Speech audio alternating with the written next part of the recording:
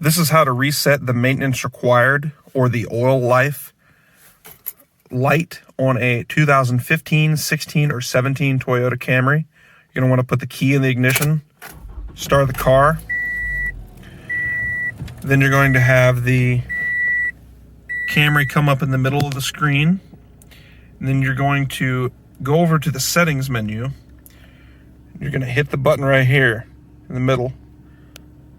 And then you're going to go into the menu, go down to maintenance reset, hit maintenance reset, and then you're going to reset the maintenance reminder. That's it. If you like this content, like and subscribe for more videos on how to do basic maintenance and repairs on your car.